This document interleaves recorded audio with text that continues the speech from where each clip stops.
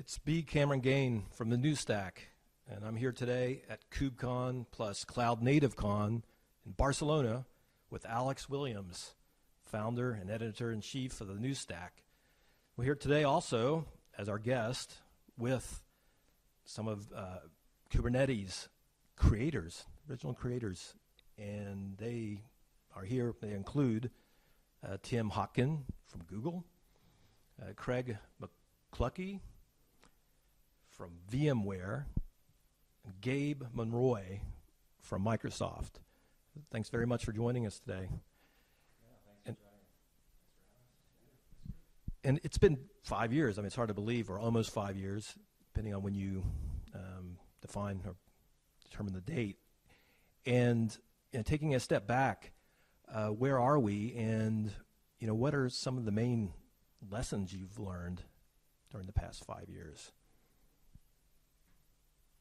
So we're here in Barcelona. We've got 8,000 of our best friends here talking about Kubernetes. Which is mind-boggling. I'm looking at Craig again. 5 years ago, you could never have predicted this. This is not something you plan for. The uptake has been phenomenal. In terms of lessons learned, you can't plan for this, but maybe we could have tried. Yeah, I mean, it's been just humbling. I don't think any of us, when we were kind of getting this thing going, really anticipated that we'd be at an event like this in Europe with this type of participation. From my perspective, I think there's a few things that I would observe that, to Tim's point, you can't really plan for every sort of consumption model and approach that people will take to deploying and operating a technology like Kubernetes. I think that, and this is not so much a lesson learned. I think we had this thesis from the get-go, but it really played out, very well in practice, which is there's a tremendous amount of power in community. This project was not really about any one person or any one group, but really about creating an opportunity to bring together a very robust and engaged community that was built along a set of common ideals to create a positive outcome. And so, if there was a piece of advice for other projects, it's really like there is a lot of utility and efficiency in building an effective and engaged community around anything. Yeah, and as someone who came from that early community, I actually was not a creator of the project, but I was probably one of the most engaged early community members when I was at Deis. And it was that value of the community that sort of brought me in, how welcoming it was. But I'd also say one of the lessons learned is the importance of sort of multi-vendor open source in terms of actual sort of corporate and end user adoption of this technology. I think that the story of Kubernetes likely would have played a lot differently had things like the Cloud Native Computing Foundation not been set up in the way that it was, and had some of the larger sort of corporate interests decided to sort of make big bets on the technology base. So I think it was both sort of the organic open source part of the community as well as sort of the corporate part that both were nailed, and now Kubernetes is sort of the second most popular open source project after Linux, really. So I'd love to go back to around 2015 or so, and then into 2016. And by that time, Kubernetes had begun to accelerate, and Docker had still had its considerable acceleration in the market. And then there was a real shift in the market. What do you remember about that time, back in 2016, when there was essentially what you could argue was a split in the community? What is your lesson learned from that time period? Because it really created some isolation, I think. So I had an interesting perspective on that, because at Deis at the time, we were actually running a very popular Heroku-style PaaS system that was platformed on top of all three of those orchestrators, which were kind of being evaluated at the time. And so we were one of the first in the community to make a very public bet on the Kubernetes APIs and sort of walk away from things like Docker Swarm. Why did you walk away? It came down to a couple of things. One was the machinery behind the community. It wasn't just that there was a community, it was that it was a well-oiled machine. The other element, I think, for us was and I'd argue that still today this is a really important element of Kubernetes, the extensibility of Kubernetes. Kubernetes today has been able to flex to do things that no one who created it could have ever envisioned it doing.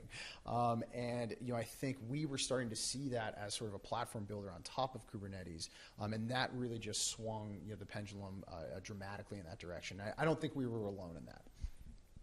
2016 was right around the time we were really emphasizing extensibility and flexibility and custom resources, and all these things were really coming into being. And we had a lot of conversations with the other products, the other teams building Docker Swarm and Mesos and these other projects, and explaining to them, you can use Kubernetes to do some of what you're doing, right? And you look at community. Kubernetes has thousands of developers. Can you really compete with thousands of developers in the long term, or should you instead be focusing on the things that are your value? Right? The platform is not the value add of Docker. Docker has got an opinionated platform that people love to use. That's where the value is. It's really not in the orchestration. And I know we had a lot of conversations with all of these projects about, if we work together, it will be win-win, truly, truly win-win. So what happened, though? I mean, it didn't seem like that conversation really resonated very well.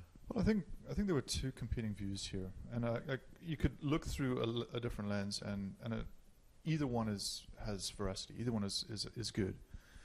The one view is to think about the utility of vertical integration, right? So, hey, I want to create a perfectly curated, tuned experience for a specific outcome. An example of that is Apple does a great job of creating a vertically integrated, completely tuned experience, right? And I think that was very central to the Docker ethos. The thing that was really prioritized there, and they did a great job of this, and they unlocked tremendous value in the world. They popularized Linux application containers because they were so focused on this, which was really the developer experience, right? So they did a great job of code to container and creating a really accessible and usable toolchain. The other side of the house is to think about modularity and composability as your sort of core design ethos. And I think, in the OS world, Linux really embodies this. Linux shows up in everything from a cell phone to a mainframe and everything in between. And the sort of modularity and extensibility of a system leads to much more generic use. Now, when I think about the community and why it evolved around Kubernetes rather than Docker, I think it really comes down to that sense of, is the utility being driven by vertical integration, or is it being driven by modularity? Because Kubernetes was a far more intrinsically modular system, it enabled every vendor to look at it and see some way to create unique value. They could squint it and say, I could add this and it would create value. I could do that, it could create value. And as a result, it became a natural aggregation point for the entire community to rally around. Whereas because Docker was much more focused on that vertical integration and closed system experience, it just wasn't that interesting to a lot of the other vendors that wanted to bring resources and consume it. And I think at the heart of it, if you really dig into kind of what led to the success of the Kubernetes ecosystem, that's there. And then obviously, I think folks like Tim and a lot of the engineers built a really potent and open engineering community that really excited people and brought them to the table, and that was hugely useful as well. And Gabe, would you concur? Yeah, absolutely. I mean, we were part of the group that was brought to the table by that engineering community. So, I do think that one of the fascinating things to me has been the scale test that has been applied to sort of the open source project in Kubernetes. I mean, and this covers everything from how do you structure governance around a project this large? How do you develop tools for collaboration around GitHub? For example, can you make GitHub flex to do the things that Kubernetes has needed it to do? And I think the community as a whole has acknowledge that these are big challenges and overcome them over and over again. Are things perfect? No, absolutely not. But I would say, given the size and the scale and the success that the community has seen to date, I'm fairly proud of what we've been able to achieve. And Tim, I believe you mentioned this, or one of your colleagues as well, but it's been discussed how Kubernetes is not necessarily for everybody. And I was wondering if you could describe thresholds when an organization, or at what point they might consider adopting Kubernetes in terms of number of developers, for example. And has that changed much since the beginning, I think? I'd be curious on that too. Sure. Yeah, I mean, we talk a lot about Kubernetes. We're at KubeCon, and I'm a little bit slanted on the topic, but it doesn't need to be everywhere. Not everybody has a need for what Kubernetes is offering. I don't think of it in terms of like, well, you're too small to use Kubernetes, or you're too big to use Kubernetes. I think of it more as, what are you going to get from it? What problems is it going to solve for you? And if you can't sort of enumerate the problems that you're having, you have a solution looking for a problem. And that's never a good thing when you have like a real business to run at the same time. So, I talk to a lot of startups, and they say, well, I only need 5 or 10 nodes in my cluster. Is it still appropriate to run Kubernetes? Yes, if you can tell me what you want to get out of it. And then we can talk about CI/CD, we can talk about developer velocity, we can talk about testing and environments and staging and all the goodness that people can get out of using a system like Kubernetes. But I also have conversations with companies who are doing their own thing, and they built their own platform, and their developers are happy, and they say, we want to switch to Kubernetes. And I have to tell them, like, I don't understand why you would do that. Why would you churn all of your developers when everybody's actually pretty happy with what they've got? Like, you don't have problems, don't go looking for solutions. So Tim and Craig, you guys were at Google at the time when Kubernetes really came to be. Tell us about that time, for people who maybe, don't recall that very well. What were your jobs at the time? What group were you working in? What did you build Kubernetes from to get to that point?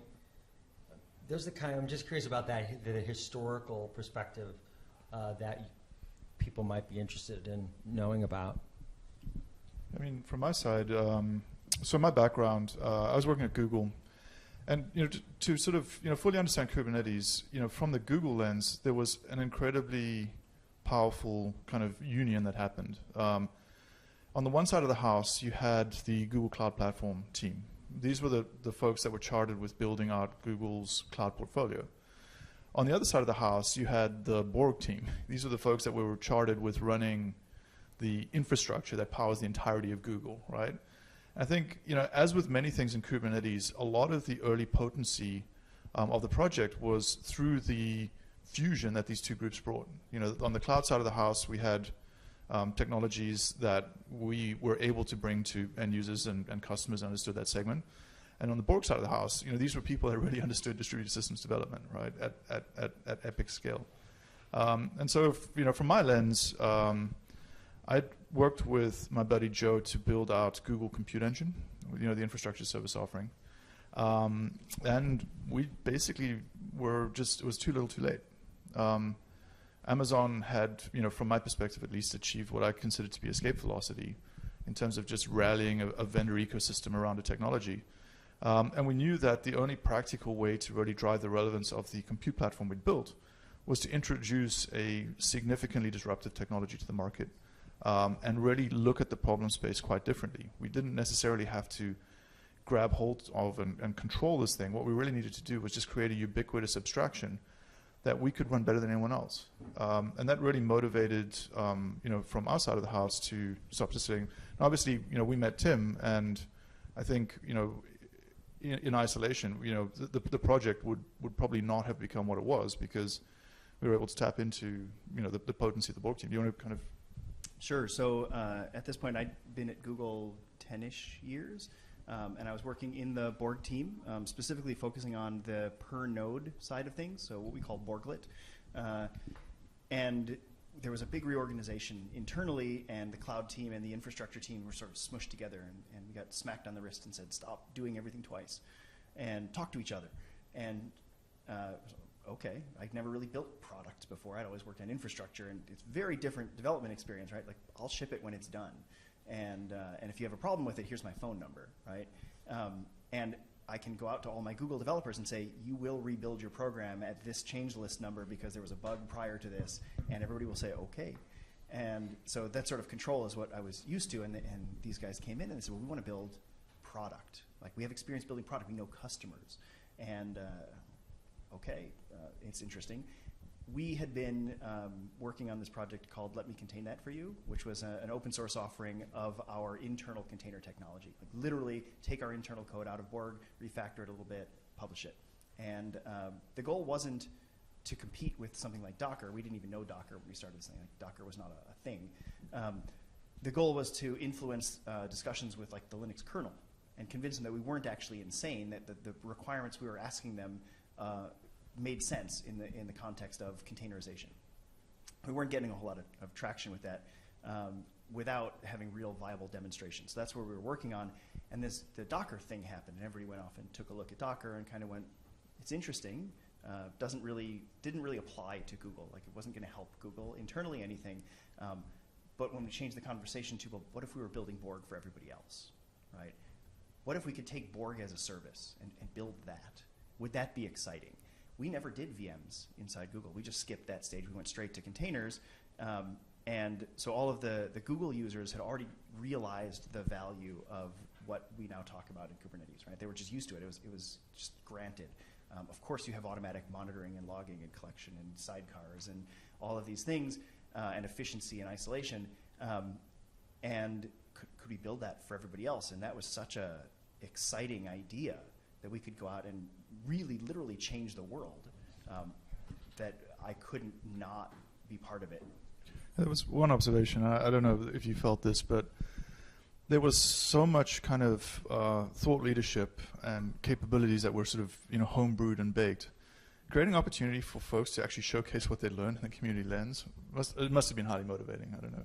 Absolutely. The ability to get out and talk about what we were doing at Google. Google, we publish papers, but we're still, at the time, we're still very secretive about the special sauce. And in fact, there were lots of internal conversations about, like, is this giving away the golden goose? What are the boundaries of engagement here? And we were able to work through all those things and convince people that, like, this was going to happen, right? Like, Docker, once Docker started snowballing and everybody could see that this was what was happening, this is going to happen. People are going to go from Docker's really cool on a machine to I have a bunch of machines and I need to manage them. And it's going to happen sort of with Google or without it. Let's be part of it. Let's bring our battle scars to the table and show people, don't do this, do this. And let's look into our crystal ball and try to build through that. To be able to get out and to come to conferences like this and talk to people about what we were working on was definitely a motivator, for sure. So Gabe, I'd like to turn the question to you. You built the Kubernetes based upon your understanding of Borg, right? That was how it was built, kind of with Borg in mind. Did you take components from Borg and then build them directly into Kubernetes? Largely, no. Borg is millions and millions and millions of lines of C++ code that is highly entangled with the rest of Google.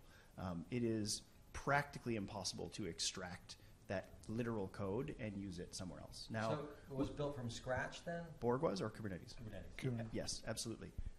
It's not even in the same programming language. We had a very intense conversation about what programming language we should write Kubernetes in. I remember Brennan started in Java. We were like, nope, it's going to be Go. The initial stuff was in Java, and I argued we should do it in C++ because we know C++ and we have gobs and gobs of Google libraries ready to use. Let's bring those out. Like, many of them had already been open sourced in various forms. Like, let's build on that.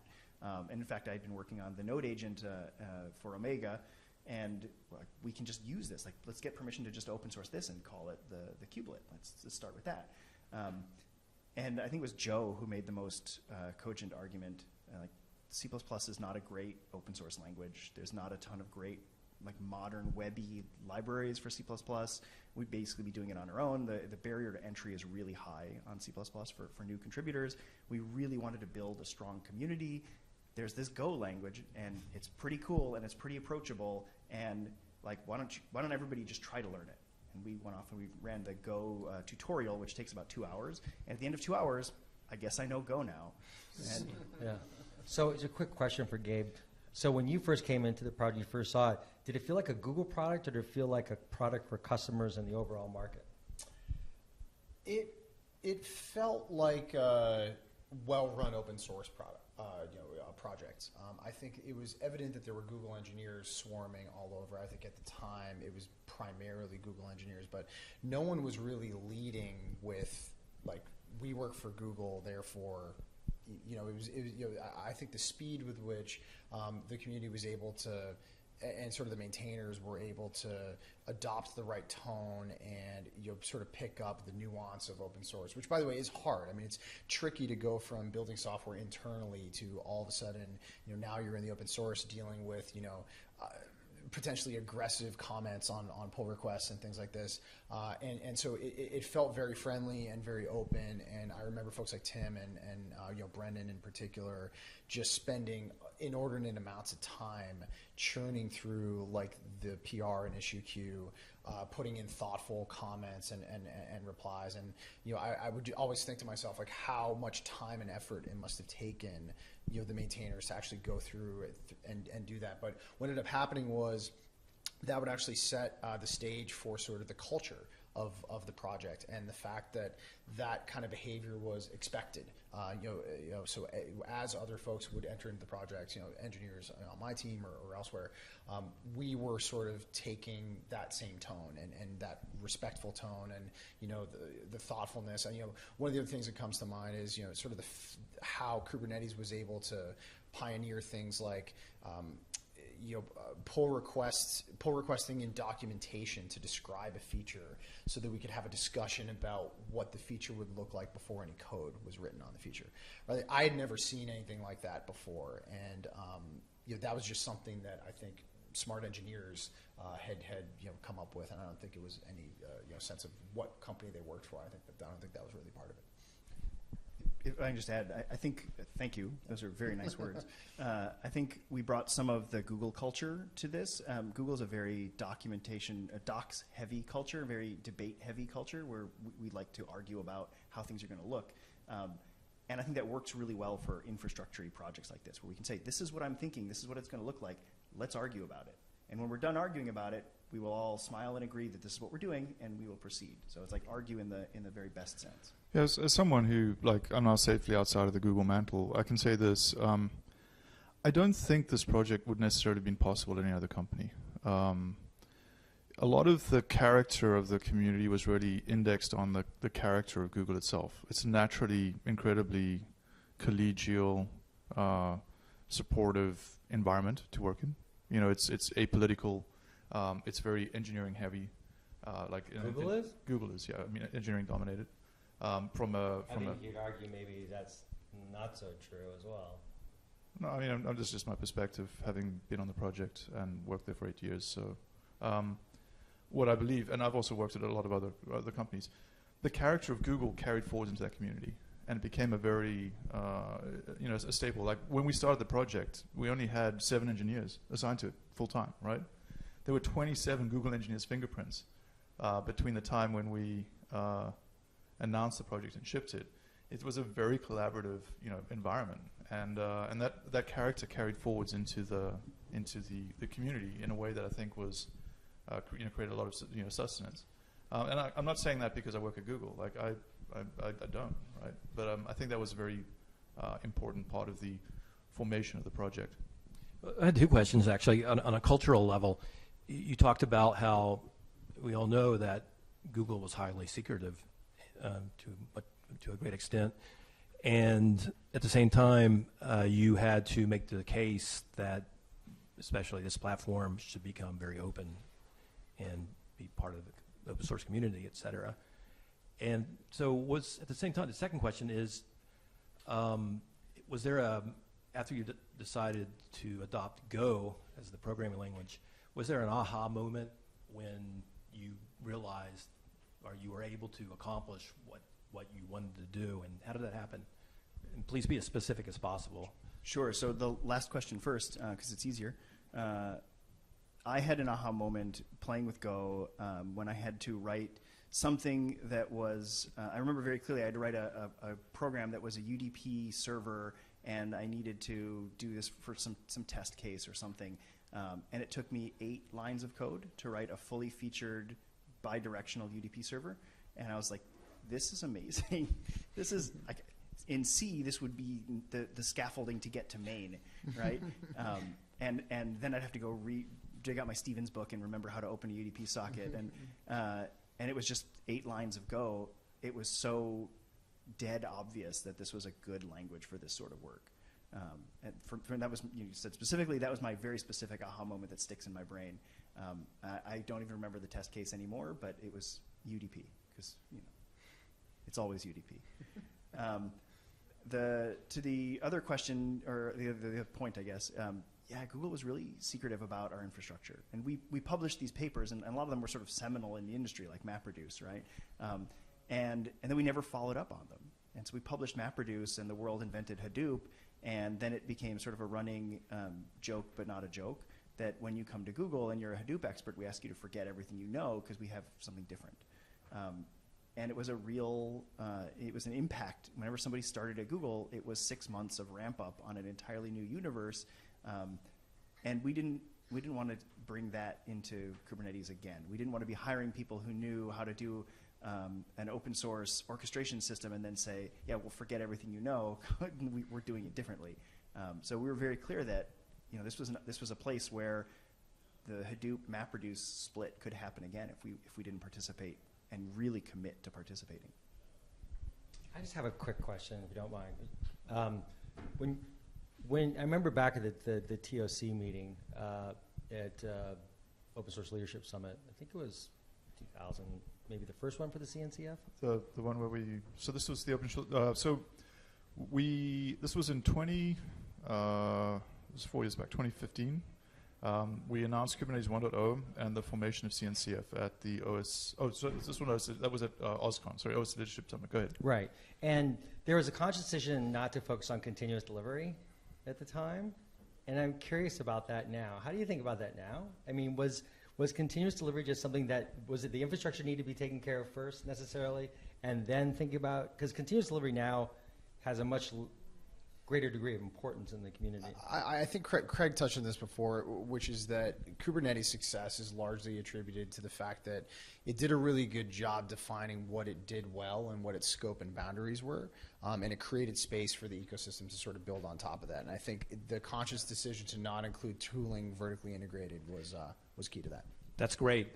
Thank you very much for joining us. This is fascinating. Oh, I just have one more question. For going forward now over the next 5 years, how do you think the roots will be reflected in over the next 5 years of development? Yeah.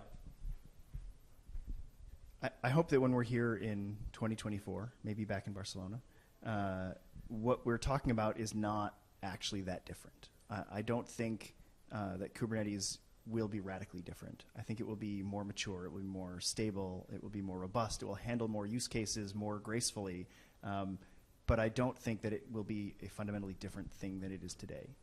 Yeah, I would hope that it needs to become boring, right? Like we need to stop talking about it and just have it as this perfectly consistent substrate that stitches together the world's compute. And if we all do our jobs right, it will enable an entirely new wave of innovation.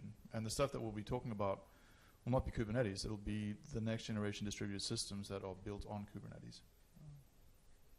Yeah, no, I agree. I think the key to all of this, of course, is making sure that as an industry, we can repeat what we were able to do with Kubernetes and make sure that the next layer and the next set of systems that we are building on top of Kubernetes are also multi-vendor open source and welcoming to a very diverse set of open source contributors.